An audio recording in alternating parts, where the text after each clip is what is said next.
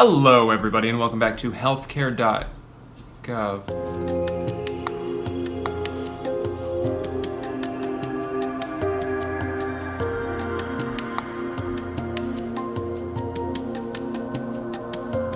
Could I have my shirt back? Hello everybody and welcome back to neckpimples.org. Now I've been gone for a while and there are several reasons for that. For like the past month I've been putting all my time and energy into one video, and I think you'll understand why it took me so long when you finally see it in the next week or whatever. It's literally going to be like 45 minutes long, so brace yourself for that. It's my tribute to Vine. But speaking of Vine, I wanted to make this video today because there's a book right now that caught my attention and caught the attention of several Viners.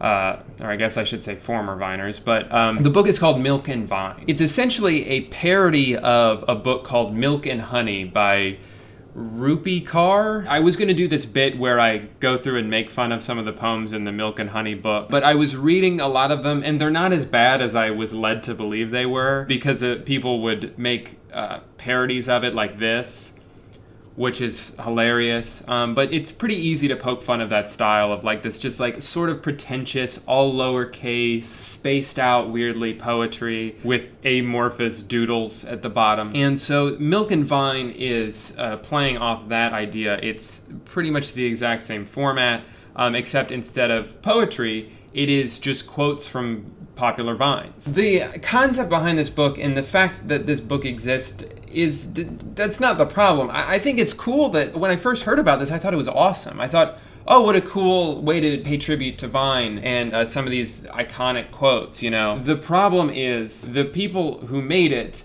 don't credit anybody. Their names are on the front as the authors, even though there isn't one piece of original content in the book. I've seen it described as poetry based on vines, which isn't true. I guess if your definition of poetry is taking something that already exists and then just reformatting the words, this format where it's a few words on each line, if that means poetry to you, then yeah, I guess this is poetry based on vines, but it's not. Now, vines are one of the most commonly reposted forms of content on the internet. You see Vine compilations all over YouTube. You see Vines ripped and put in on Instagram accounts. And I made a whole video about how many Instagram accounts there are that only steal content. They don't post anything original. They just grab whatever content they can from across the internet and they compile it all in one place. And those accounts become really big because it's a convenient source for all this content and all this material. But when those accounts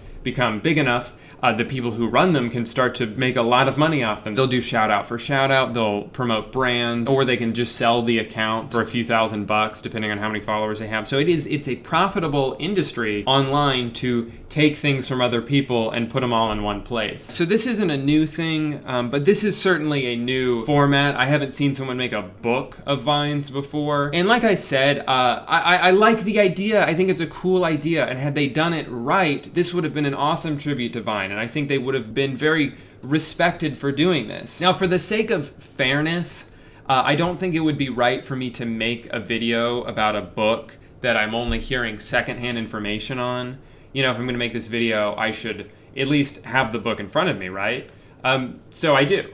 I bought it. Part of me regrets buying it, but I do have plans for what I'm going to do with it when I'm done with this video, so stick around for that. Let's talk about this a little bit. So you've got the authors of the book. They wrote they spent months and months writing this book. Writing in quotes, obviously. Adam Jizguski and Emily Babuski. Now, one of the funny things about this whole situation, or the ironic things about this whole situation, is people are just asking for credit to be given. In most cases where vines or content is stolen, that's all people want, is just say, hey, like, you can post it on your Instagram, you can put it in a book, but just say where you got it from. That's all. That's all we're asking for. And their excuse for not giving people credit is Adam Gabuski put out this copyright statement a few days ago, basically just one big excuse why they didn't bother to credit anybody. We're saddened by the onslaught of hate coming from a few of you. We were just two teenagers having fun, creating something for our community. The purpose of this book was never to rip off Viners, who we adore. To put this to rest, no, what we are doing is not illegal. We've spoken to copyright lawyers, and there are several reasons as to why our book doesn't infringe on any copyrights. However, for those of you who are concerned with credit,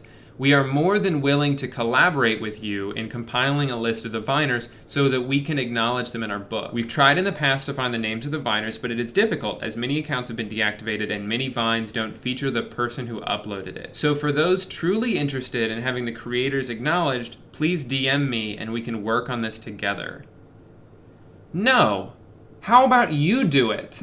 So you're college students, right? I didn't spend a lot of time in college, but I spent enough to remember how strictly professors would crack down on plagiarism, and you have to cite everything. Why was the MLA format shoved so forcefully down our throats in high school if you can, a couple years after high school, write an entire book full of plagiarized content and then not have to cite anybody? Why were we even taught about MLA? If credit truly doesn't matter, then I'm mad that I ever had to source anything in high school and college. So they're basically saying, sorry, we didn't think people would be upset. He's kind of like condescending in a way too, like, we are saddened by the hate. We are very disappointed that some people are upset about this. They're kind of like trying to play the victim too, even though they're probably gonna make, like, when it's all said and done, about $100,000. But basically what they're saying is, we tried to find the names of Viners, but it's difficult because Vine's not around anymore, so we don't know. It's too hard. There's like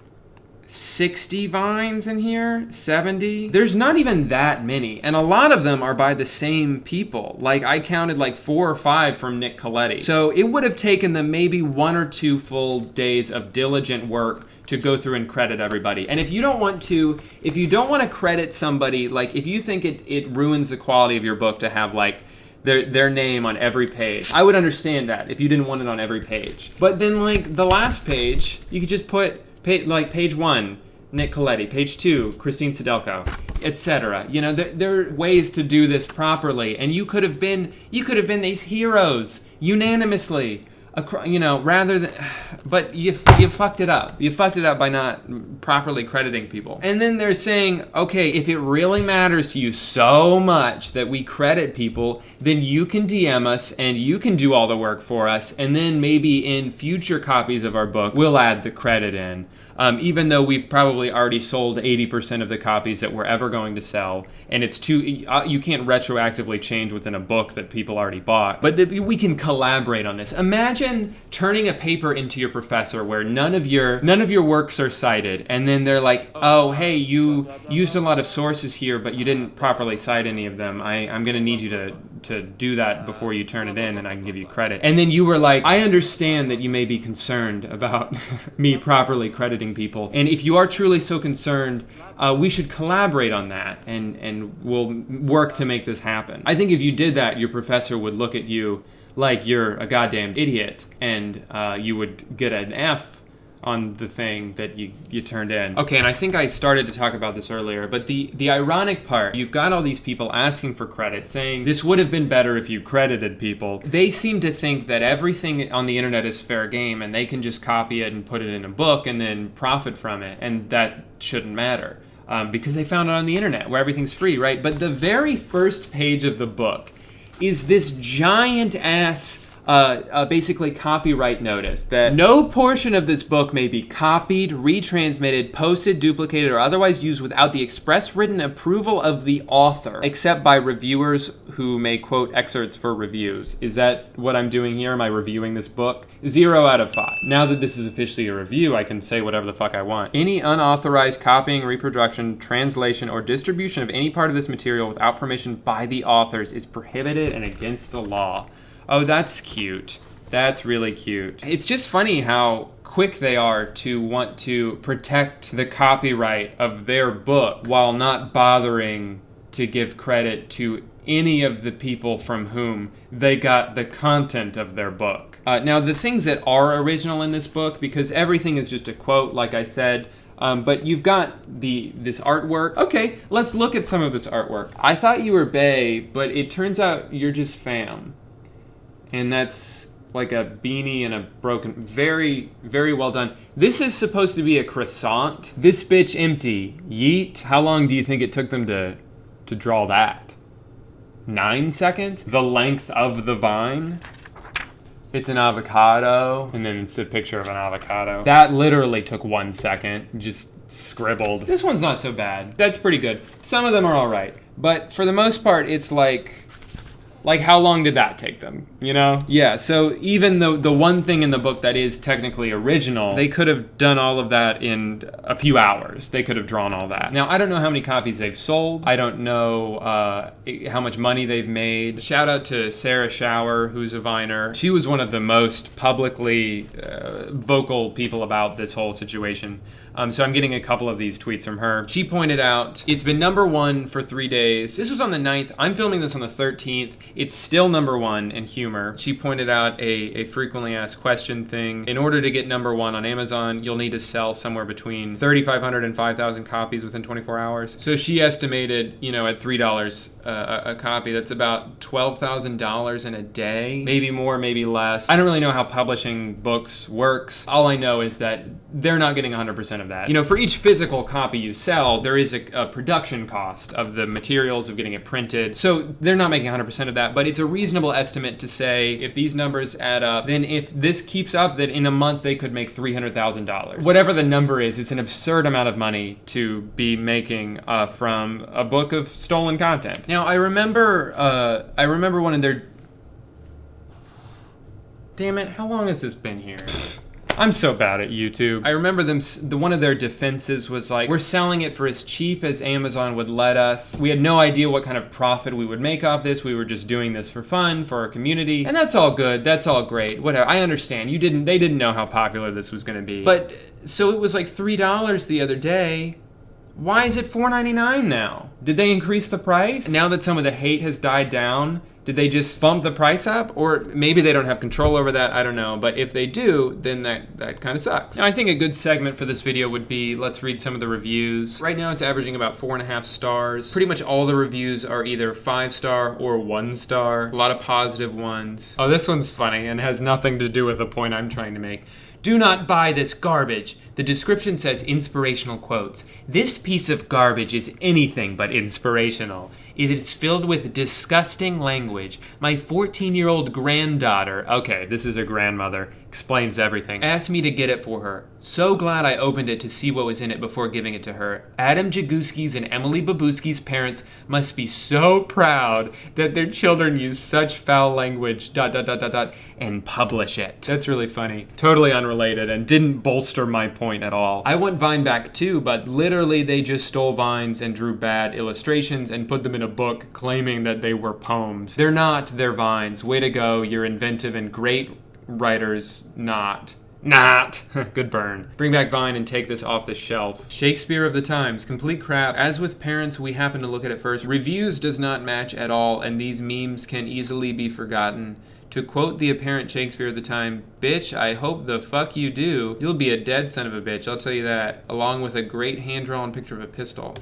Okay, that's funny. I assumed all these 1-star reviews were people like me who were like, this is all stolen content. But a lot of them are parents who are like, I didn't know this would say the F word in it. All right, I'm getting off topic. Now, I think I've said everything I need to say on this. I'll probably think of more things I could have said, but the point remains, Adam Gabuski and Booby Dabuski, I appreciate the idea. I think it it doesn't suck for you that you're getting backlash, because you're making a ton of money and you can dry your tears with, $100 bills or whatever. I think it's unfortunate that you took this good idea, and if you had just done a little bit more work to credit people and didn't make your statement about asking people to help you credit. No, like I said, there's 60 Vines in here. How hard is it? It would take you one day to go through and credit everybody and then make sure that in the new versions that are sold, there's just a page at the end that credits them. Maybe if instead of spending seemingly hours responding to literally hundreds of tweets with a link to your book so people can give you money, you spent like half of that time doing a few Google searches and compiling a list of all the people who wrote your book for you. I don't know. Just a little idea I had. For some reason, they thought it was impossible. How could two people with an unlimited amount of time go through a book of 60 vines and figure out where they all came from? Surely that can't be done. Well, I'm gonna one-up them and as one person go through and give credit. So this is a little segment I like to call me doing the thing that you should have done. Babuski and Gaguski. Page 1, Nick Coletti. Christine Sedelko. The 2015 National Spelling Bee. Gasoline. This guy's name was Jimmy. This is from a Brandon Rogers sketch. This one you could have just said Shalissa. I think this guy's name was Jabawaba. This was originated by an Instagram user named Brandon Moore, aka Young Busco. This was an excerpt from a YouTube video uploaded by someone named Burn Forever. Adam Perkins. Anthony Padilla, Josh Kennedy, Nick Coletti again. This was from an episode of the Bad Girls Club. Brandon Rogers again. This was a Vine account called One-Eyed Wonder. Nick Coletti again. This girl's name was Jada. That's from J-Ro, and it's one of my favorites. This was posted by Urham, Tish Simmons, 22 Jump Street, Evan Breen, my dear friend Regal Joe. This girl's Vine name was Sexy Lexi. Nick Coletti for the 4th time. And this was from an Adult Swim show called Loiter Squad.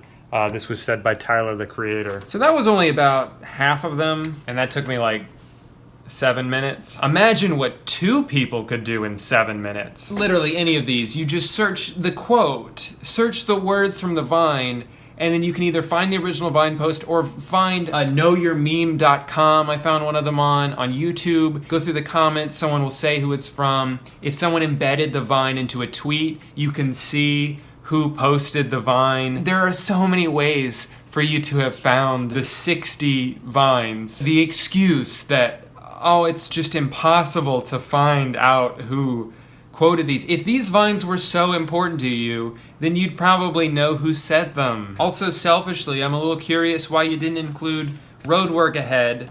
Yeah, I sure hope it does, because that's a great quote. Just kidding, I don't want to be in your stupid book. It's not like you would credit me anyway. All right, guys, I think that's gonna do it. I could go more in depth, but I think I made my point. Please don't find these people on Twitter and harass them. They've got enough of that already. I just wanted to make this video because it's something that's important to me. Like I said, I've got a video coming in the next week or so that's going to be long as hell, but you'll understand why when you see it. There's just a ton of segments to it, a lot of editing that went into it, writing, and it's just been a big project for me, and I'm excited for you guys to see that. But in the meantime, take it easy, get some rest, and now I gotta figure out what to do with this book, I guess.